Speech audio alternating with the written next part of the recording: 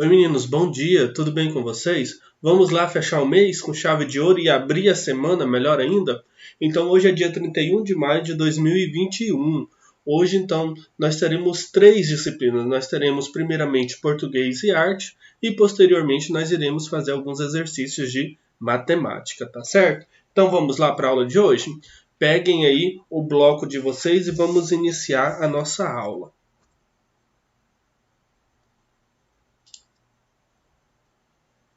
Então a nossa aula se inicia com uma pequena fábula, né? E depois nós temos algumas atividades para fazer sobre essa fábula. Vamos lá fazer a leitura? Como sempre, eu vou fazer a leitura com vocês, depois vocês vão dar uma pausa no vídeo e vão fazer a leitura sozinhos, tá ok? Então vamos lá? O título da história, né, da fábula é A Coruja e a Águia. A coruja e a águia, depois de muita briga, resolveram fazer as pazes. Basta de guerra, disse a coruja. O mundo é grande e tolice maior que o mundo é andarmos a comer os filhotes umas das outras. Perfeitamente, respondeu a águia. Também eu não quero outra coisa. Neste caso, combinemos isso. De agora em diante, não comerás nenhum dos meus filhotes. Muito bem, mas como posso distinguir os teus filhotes? Coisa fácil. Sempre que encontrardes umas criaturas lindas, bem feitinhas de corpo, alegres, cheias de uma graça especial, que não existe em filhote de nenhuma outra aves, já sabe, são os meus. Está perfeito, concluiu a águia. Dias depois, andando à caça, a águia encontrou um ninho com 3 monstrengos dentro, que piavam de bico muito aberto. Horríveis bichos. Ela disse, vê-se logo que não são filhos da coruja, e os comeu. Mas eram os filhos da coruja. Ao regressar à toca, a triste mãe chorou amargamente o desastre e foi ajustar as contas com a rainha das aves. Que? Disse esta admirada. Eram teus filhotes aqueles monstrenguinhos? Pois olha, não se pareciam nada com o retrato que deles me fizeste. Moral da história, para retrato de filho, ninguém acredita em pintor pai. Já diz o ditado, quem ama o feio, o bonito lhe parece. Esse texto está lá no livro de fábulas do Monteiro Lobato, tá bom? Então, vamos lá para as atividades. Vamos lá? Questão número 1. Todas essas questões agora são dissertativas. Vocês vão responder aí, tá? Escrevendo na ficha que vocês receberam aí no bloco de atividades. Então, vamos lá. Questão número 1. Quem são os personagens principais do conto, da história, da fábula? Como a coruja descreveu seus filhotes? Número 3. Por que a águia não reconheceu os filhotes da coruja? Número 4. Segundo a moral, há uma diferença no modo em que as pessoas percebem as outras. Que diferença é essa? Reflita. Se uma pessoa gosta da outra, isso vai fazer alguma diferença na forma com que elas se veem? O que vocês pensam sobre isso? Pensa aí um pouquinho e responda para nós. Número 5. De acordo com o texto, um dia quando a águia estava caçando, encontrou um ninho com. Então, como nós temos feito nas últimas semanas, nós vamos marcar aí a opção que melhor nos convier, ou aquela que nós acreditarmos ser a correta, tá bom? Então vamos lá. Letra A. 2 filhotinhos lindos. Letra B. 3 filhotinhos lindos. Letra C. 2 filhotinhos horríveis.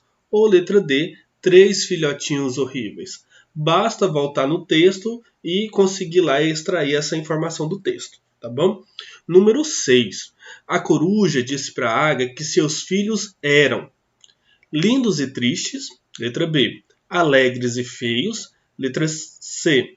Lindos e alegres. E letra D. Feios e tristes. Como foi que a coruja descreveu os filhotinhos dela para a águia? Número 7. A águia, quando encontrou os filhotes da coruja, não os reconheceu por quê? Porque achou que eles eram muito bonitinhos? Letra A. Porque eles estavam dormindo. Letra B. Porque eles eram horríveis para a águia. Letra C. Porque eles estavam piando, porque eles estavam ali chorando muito alto. Qual dessas opções é a resposta correta? Número 8. A moral da história é a seguinte: quem ama o feio, bonito lhe parece. E isso vai nos ensinar o quê? Que não devemos amar as pessoas feias? Ou o fato de que gostar de alguém, mesmo que essa pessoa seja feia, ela vai nos parecer bonita? Letra C. O amor torna as pessoas mais feias? Ou letra D. A beleza não é tudo? O que a moral da história quer nos dizer? Número 9. Esse texto ele pode ser considerado uma poesia, um texto informativo, um conto de fadas ou uma fábula? Qual que é o gênero textual desta história, que nós acabamos de ver? Olha só, uma curiosidade. Você sabia? Essa fábula de Monteiro Lobato é uma das dezenas de variações feitas através dos séculos das fábulas de Esopo, escritor grego que viveu no século VI a.C. As suas fábulas foram reunidas e atribuídas a ele por Demétrios ali por volta do ano 325 a.C.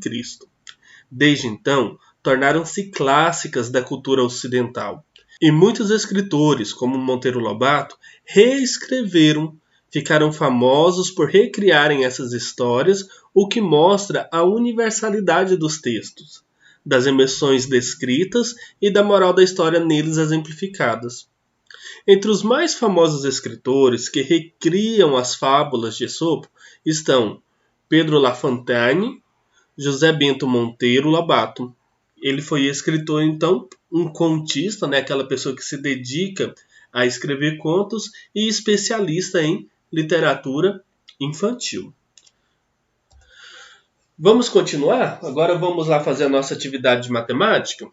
Então vamos lá. Nossa atividade de matemática hoje, nós vamos dar continuidade naquilo que nós estamos vendo nas últimas semanas e vamos pensar principalmente na questão do tempo, tá bom? A questão do tempo, questão do relógio, do calendário e etc. Vamos lá então. Você sabia que o ano possui 12 meses? Nós falamos disso lá na semana passada nas aulas de matemática, não falamos? Então vamos lá. A questão nos pede o seguinte: observe os tempos correspondentes a meses e anos e depois complete o que falta. Olha só, então aqui eu tenho, letra A. 24 meses corresponde, então, ao quê? Aí eu vou escrever. Então, corresponde à quantidade de anos. Meio ano vai possuir quantos meses? Então, meio ano possui tantos meses. 10 anos corresponde a quantos meses? Como é que eu vou saber disso? Então, eu vou pegar a quantidade de meses que tem no ano, não é isso? Olha só aqui a cola, hein? Eu vou pegar a quantidade de meses que tem no ano, que são... E eu vou fazer o quê? Eu vou multiplicar por quanto? Resolvido essa operação, eu tenho a resposta. Então, 18 meses corresponde a um ano e quantos meses? Como é que eu vou saber disso? Olha só. Então, eu vou pegar lá de novo, Eu vou fazer 18 e vou ter que dividir por quanto? Quanto tempo tem um ano? 12. Então, aí eu vou ter a resposta. Aí eu vou colocar a resposta em anos e meses. O resultado dessa conta, vai dar um valor com vírgula, não é isso? O valor inteiro, então, ele vai estar aqui, no ano. E o que tiver depois da vírgula vai estar nos meses. Tá ok? Então, continuando.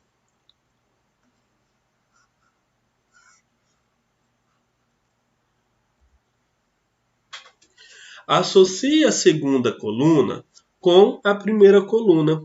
Agora aqui nós vamos lembrar das semanas, tá certo? A operação ela vai estar diretamente ligada a este númerozinho aqui, ao número 7. Porque uma semana possui quantos dias? 7 dias. Então, aqui eu tenho sempre múltiplos, né? Ou seja, números que são multiplicáveis por 7, tá certo? Então, uma semana eu tenho 7. 2 semanas eu vou ter que fazer o quê? Vezes quanto? 2. 3 semanas vezes quanto? 3. E assim por diante, tá ok? A número 3 está nos dizendo o seguinte: marque V para as alternativas verdadeiras e F para a alternativa falsa. Então vamos lá. Uma semana possui 8 dias. Isso é verdadeiro ou é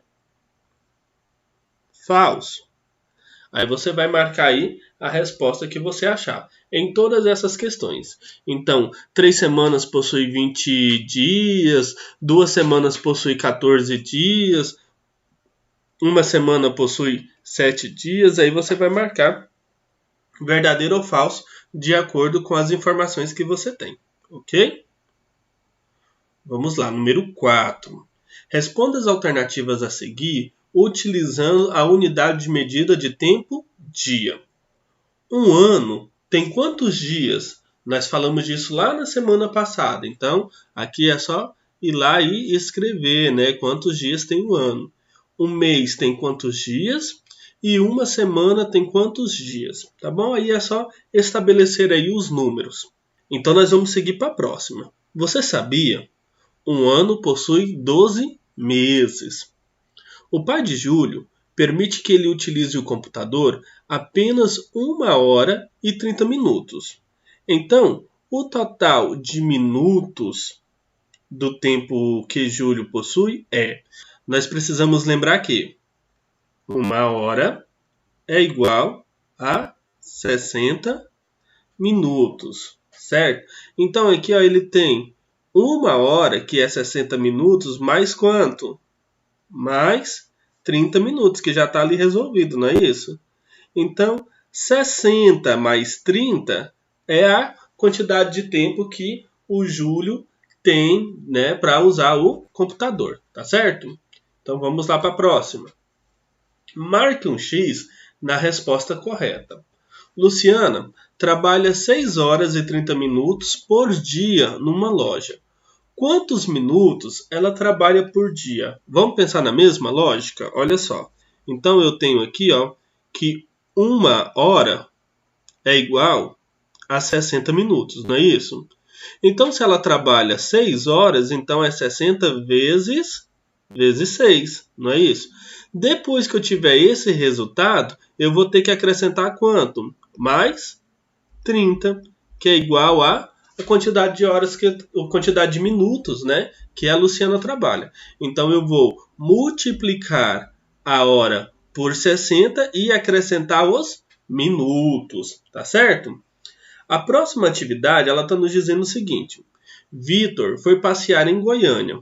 O horário de partida do ônibus era 10 horas e 30 minutos. Ocorreu um atraso e o ônibus saiu às 10 horas e 57. Qual foi o tempo que o Vitor ficou em espera? Então vamos lá, olha só. Então o ônibus saiu às 10 e 57, não foi isso? E que horas que era que o ônibus deveria sair? Às 10 horas e 30. O que eu vou fazer? Eu vou subtrair. Então, eu vou ver quanto que vai ficar aqui, ó. Só uma dica, tá? Aqui nós já podemos praticamente cancelar o 10, não é isso? E aqui nós vamos ter uma diferença de minutos. E aí vocês vão marcar a opção correta, tá certo? Então, feito isso, nós também conseguimos responder aí essa atividade. A próxima atividade, ela nos diz o seguinte, olha só. Pedro, ao entrar no clube, olhou no relógio e o mesmo marcava exatamente 8h15.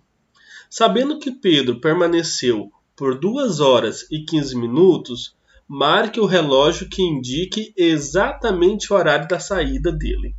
Então, olha só, se ele entrou 8 horas e 15 e permaneceu 2 horas e 15 minutos, o que eu tenho que fazer? Eu preciso somar 8 e 15 mais quanto? Mais 2 e 15. O resultado dessa soma é a hora que ele saiu, não é isso? Aí eu vou pegar a hora que ele saiu e vou marcar aqui, ó, de acordo com o relógio. Lembrando que o ponteiro menor ele vai sempre marcar a hora e o ponteiro maior vai sempre marcar os minutos, tá ok?